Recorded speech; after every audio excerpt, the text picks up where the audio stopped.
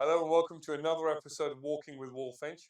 This is a particularly fun one. I was just saying, I've never filmed with more than one person, but I'm very excited to have Walfinch Shepperton on the show today. I'll let you all introduce yourselves. Okay, hi, I'm Lynn. Came into the business from day dot. I didn't know what I was doing, but I've learned a heck of a lot. Here we are. Hi, I'm Angela. Lynn started the business initially, and I joined about 10 months later. I look after the recruitment side mainly, and that's me. Fantastic. Hi, my name is Michelle. My fellow colleagues started the business. I was actually with Tracy from Walfinch Weybridge. Learned a lot from Tracy and moved over to Hampton, Walfinch Hampton, and enjoying my journey. Fantastic. And so, what an exciting story you all have had. And I wonder if, Lynn, if you could kickstart us with, how did you all come together and why care? Where did that all come from? For me personally, I mean, Ange and I have been friends hundreds of years. On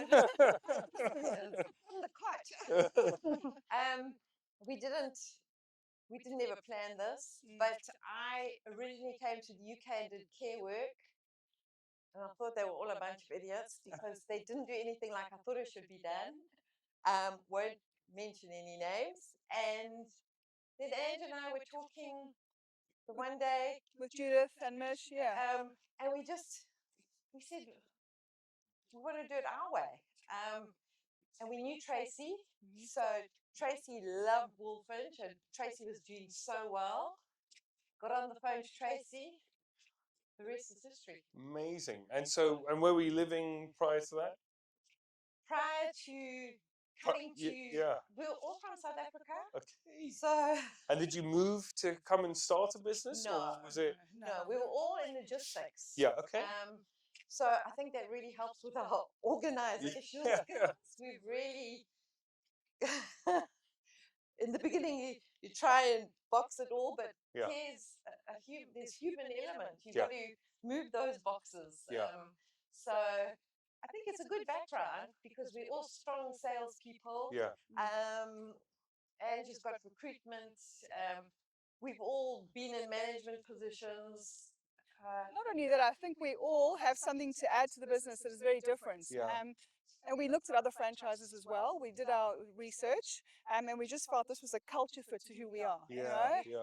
And we can identify with, we have the same principles, the same morals. We want to do business the same way. I've had a lot of other businesses as well here in the UK and in South Africa, so that helped a little bit as well. Mish is from a corporate world. We're all from corporate world. And Lynn, hats off to her. She jumped in and did everything from the beginning. And I think that's really, I remember when we first met in the office in Wantage, and you all came and said, look, this is what we're going to do. Here is the plan. Lynn's going to join first. Angie's going to hop in, and I just thought that was really interesting. And the thing that I really liked was exactly what you've said, Angela, that your skill set was all very different. Even your communication style was different. And I thought, wow, this is, if you can work together, because actually partnerships are hard, right? But if you can work together, then how cool is that? I think about how I work with Cam, my sister. And we're very different personalities, and our focuses are on different things. But we've learned to work together over the last 10 years or so. And I think that has been, really kind of powerful. But I see that here in your branch as well, very much. I think each person takes over.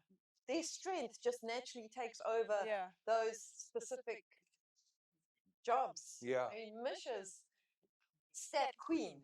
Is that right? She's amazing. She's the birdie queen, Oh, you have to get a 4, ready. No, I think from the back end, to be able to provide care and doing what you love, making a difference in someone's life, you need to be organized.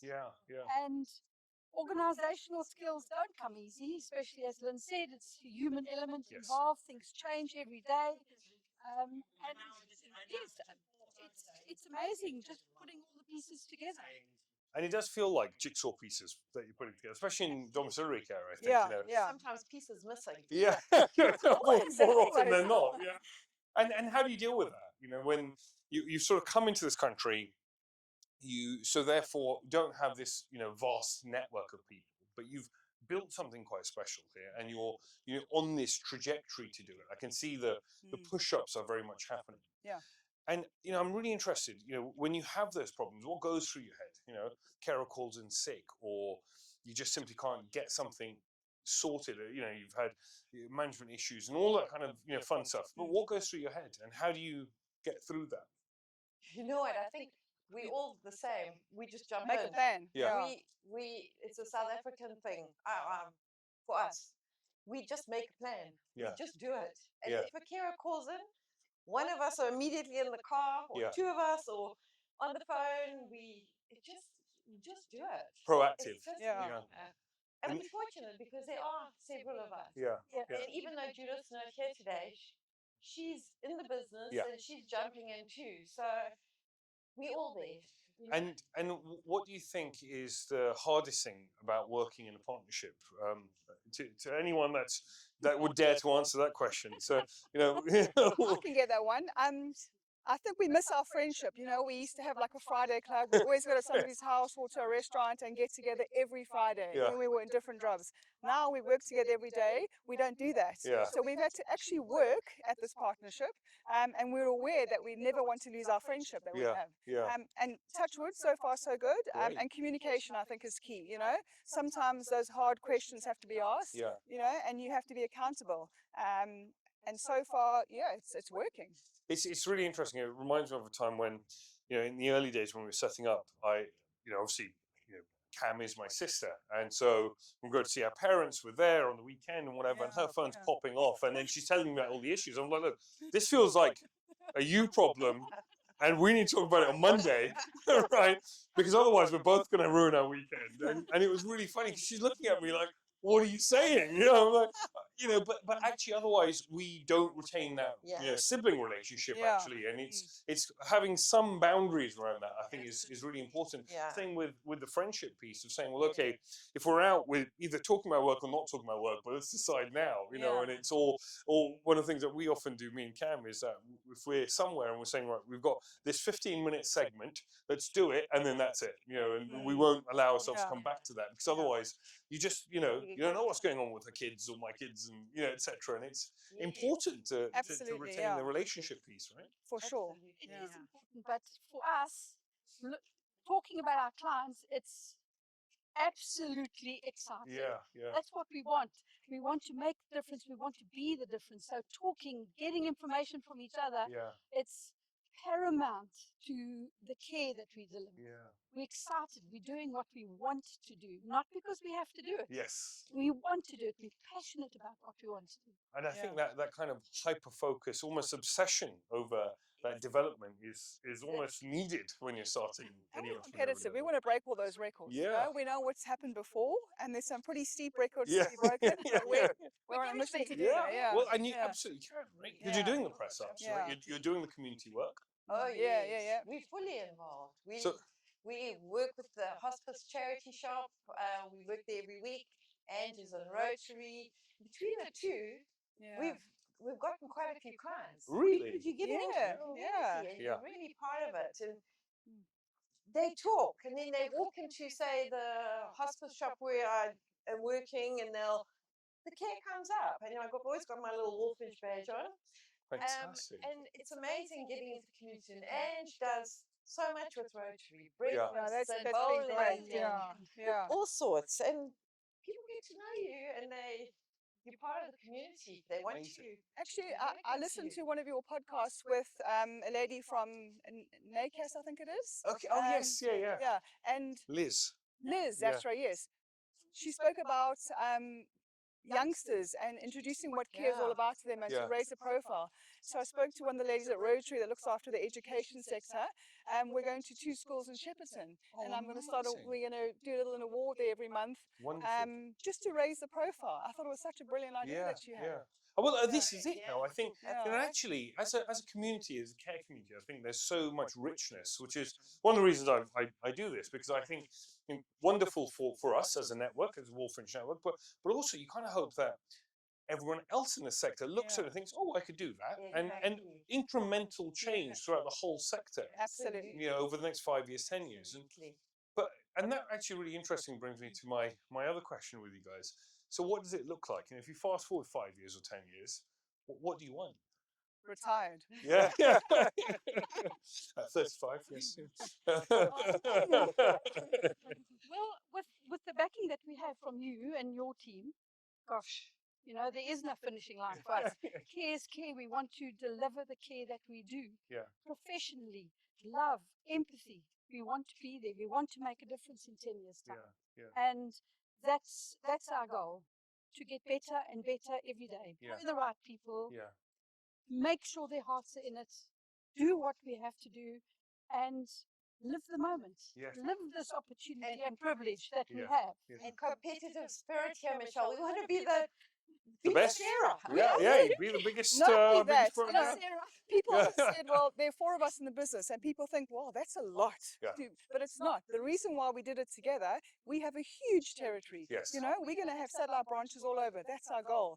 And we're really starting to mentor people in our business to eventually take over one day. Building those leaders within your business, But we have to. We see that vision, that goal, and we're going for it. I think that is so important. That kind of having that vision, having that goal, is such a crucial piece. I think one of the things that we're working on with a lot of the network, and certainly the people that have been in for 5, 6 years, is talking about that 10-year planning and saying, well, how do you then create an operating system for the entrepreneurs that are here? And how do we learn daily, weekly? How do we build that? How do we scale it? What are the metrics? What are the tools? What are we doing? What is a management conversation we're having? And I think you guys really exhibit that. I remember coming into your office in Shepperton, and there was it's just a tangible, good feeling there. And I think that's part of it. That having that right culture. It's show what you're saying about recruiting the right people. So Angela, you're into the recruitment piece. So that's a swear word in this ministry. But how do you know that you're talking to the right person? What, in terms of a culture fit? Well, culture fit, or are they the right carer? I honestly believe, look, I'm a little bit older now. I believe in your gut feeling. When you're interviewing someone, you'll know if that is a culture fit to your, we want to deliver the best care. There are many carers that we've decided not to hire because our clients demand the best. Our clients are all private. They can choose who they want. In terms of the compliance is huge. So it's such a long process, and you need to get their buy-in from the beginning to make sure they really are a fit for your branch. And it's ongoing, isn't it? You can never take your foot off the gas. So no, I think that's so true. And if there was one message that you could plaster on every billboard around the country that care workers could see, what would that message be? Sure. What would it be, girls? Be the difference. Be the difference. Be the difference. That's a good one. That's lovely. I think that's so interesting, and it syncs so nicely with what we're up to with the thriving and thinking about longevity and aging in a very different way, and talking about redefining home care. And I think that being the difference, because actually a lot of that just comes from the care worker. Right? I often feel in the sector we don't offer them enough responsibility. And you think, well, okay, why are we training an external person how to do a risk assessment and so on, when actually that care worker is a person that knows what is the frayed wire and all of that kind of thing. Why are we not working with that? You're talking Michelle's language now. You're speaking my language. But it's truly, I do often think that, and I think, well, I think we need to reframe this, because actually it's very antiquated, the thinking. I think we've got some really intelligent people out there as care workers that understand these things, and we should welcome them. Also, we've got the technology, right? That you can then say, well, tick, tick, tick on the app that, this isn't working, and that's it. And it's, I think it's a really, really interesting piece. So I often, end these podcasts with talking about what is your one piece of advice to anyone that is listening to help them get to that next million, what are the press ups they need to do? What is the learning that they need to do? What is the activity? It's like you say as well. People, people, people, people. Yeah. Get more involved. Get more contacts. Just be out there. Yeah. And Don't sit and wait for anything to come to you. wonderful. Doing that networking piece, I think, is absolutely. Stick to the game plan, you know, the things that you've written down for us to do them every single day, you know, let it become habits. But the one thing I would take away that you said to Lynn right in the beginning, stop caring and start running the business. Yeah, oh yes. I would say that we cared too long. We're still caring because we love to do it, but our business now needs us full time. It needs leaders, right? And I think it's about being in the trenches just enough. But without donning the uniform. How do I scale that? Because actually, then you can develop leaders, and that's really the conversation. And I think a message from me for anybody that's wanting to do something like this is you have to build your foundation. It has to be strong. It has to be ethical. You need your morals. You need to understand. You need the repercussions of doing things a roundabout way. We all want to get to the finish line, but it's how are you going to get there ethically, morally, and with all the regulations in place, we need to adhere and respect. I think that's it, and it's really a combination of all of those things, and it's I love that people, the networking, the scaling the business, and really kind of working on a value set and saying does it work for us? But I thank you very much for coming on the show, sharing your experiences, but also just thank you for being such wonderful ambassadors of the brand. You're always kind of driving, and you're always supporting and working with the new initiatives, and we need that. In order to make change, we can't do that on our own. We can't do that from the National Support Office. We need franchisees like you to help drive that message into every nook and cranny locally. So a huge thank you, right? And thank you. Thank you. Teamwork makes the dream work. And thank you for tuning in. Thank you, guys. And until next time, and you can vote and tell me how my first 3 podcasts was. Okay. Well, edit the threesome piece out and.